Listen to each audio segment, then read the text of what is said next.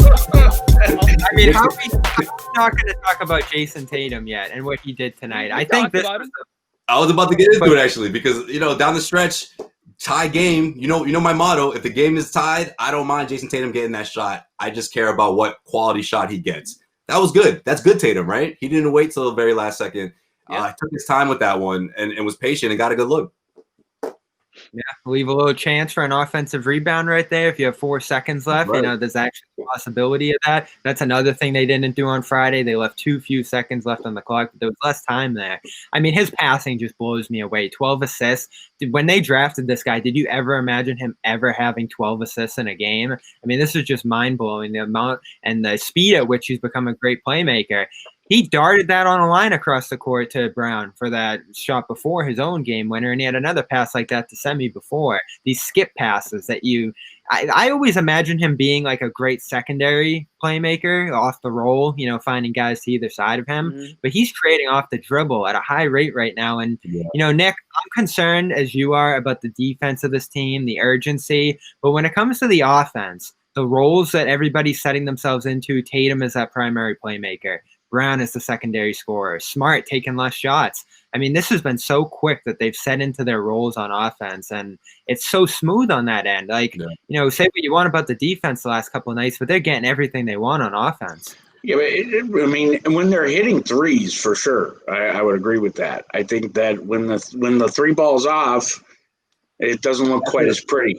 That's a good point because they were efficient from behind the arc. I mean, they were already in double digits. They already knocked down I want to say 9 or 10 3-pointers by halftime. I mean, that's when the Celtics are really rolling. That's a tough Celtics team to beat. But hey, to credit to the Detroit Pistons, they were there every step of the way. Oh yeah, I mean, you talk about, and I think Tristan Thompson said this after practice yesterday. He talked about teams getting up to face the Celtics, and I think we're in the tornado here, so sometimes negativity gets overwhelming. I know you guys are going to all laugh at me. I'm usually positive. This season, I've been a little negative, but the point is, teams are getting pumped up to play the Celtics. You saw it last game versus Game 1 versus Detroit. This game 2, really, I mean, honestly, taking away the hot take BS, they should have blown them out of the water, but Detroit played a great, great game. And I mean, that's really what, when all is said and done, did Boston come out as maybe as intense as I would have liked to see them come out? No, but at the same time, Detroit did again 2 games in a row, and Blake Griffin was back, and Grant had to go back to the bench. So, and down the stretch, you finally saw execution. Really, because that Milwaukee shot that Tatum had, that was not even a play. That was just a good winger, if you want, you know what I mean? Tonight you saw execution, which has been lacking, has been uber frustrating early on in this season. Guys, I'm going to back out for a moment to fix this problem. Yeah, take your time. We were just teasing you, man. Take my time. No, it's brutal, man. I mean, I can't believe that it's doing this. So I'll be right back, guys. All right. I mean, you should probably update your iPhone 4. Hey, chat room. While I'm gone, make sure you talk about how wonderful John is. Hey, Nick, you might just have to take the plastic wrapper off your if you got a new laptop. You probably still got the plastic wrapper on there. Yeah, right. Unbelievable. This is why you can't have a boomer on the show. If you put a boomer on the show, it takes him 45 minutes to figure out the Wi-Fi. Well, it's unfortunate because I was going to get into the whole how LeBron. I was actually going to piggyback over with that era and talk about how LeBron. I'll talk LeBron. I'm not gone yet. Oh, there he is. Oh, okay. God. Oh, God, he's not I was dead. going to get into how Kill LeBron. him.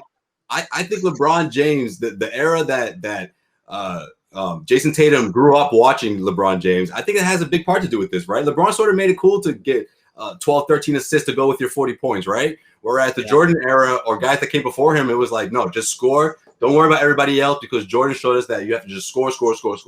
And I think that Jason Tatum, there's something to that, Kobe's another guy. You just had to Kobe's score. Another one. But Kobe started being he started passing the ball more once he got Gasol, the Gasol era. No, I mean, the onus has always been on a lead player on the team to be able to use their gravity to have other guys score off of that. And that's always going to be true. It's always been true. And guys who couldn't do it, I don't remember watching Jordan all that much, but Kobe was always kind of bashed for that. He was trying to take too many shots where he wasn't able to, create as much off of them.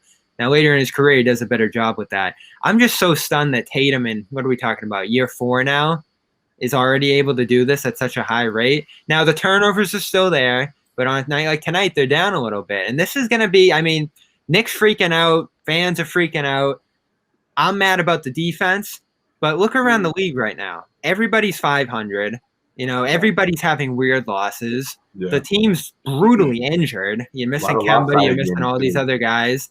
Yeah. I think it's going to be more beneficial. Say you get through 10, 20 games, you're 500. What Brown and Tatum get out of the stretch through highs and lows is going to make them even better come playoff time. Yeah, I agree with that completely. This is the first time in both their careers where they've really both been in the driver's seat, because you don't have a guy like Kyrie, or you don't have a guy like Kemba, or whoever it was before those, whoever it may be. These guys are clearly, they're the 1-2 guys. They're going to go as far.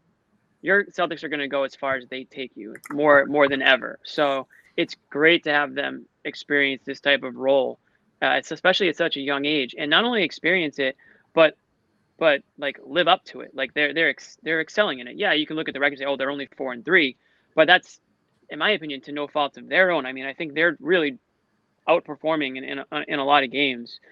Certainly Jaylen Brown is outperforming all expectations. Not to say that the expectations were low either. That's how good he's playing right now. So I think it's great to see. I'm sure you want to harp on the defense. Go ahead. You won't hear me disagree with you. But like Bobby said, we're early on in the season here. Find me a team that's like balls out playing defense right now, and I don't see it. I think that will come at a certain point in the season. Now, you don't want to develop bad habits, obviously. So if that's something that you start to see, then Brad Stevens really needs to get tough on these guys. But right now, it's nothing that I'm like hitting the panic button about. I want to see them be able to score. That's what I would be panicked about if I'm a Celtics fan, not the defense. I'd be more concerned who's scoring for you, because Jason Tatum and Jaylen Brown are doing it right now, but they can't keep up. Jaylen Brown, as good as he's playing, can you expect him to keep up this pace all season? I certainly can't. So you're going to need other guys to start stepping up here, whether it's coming off the bench or whether it's one of the big guys.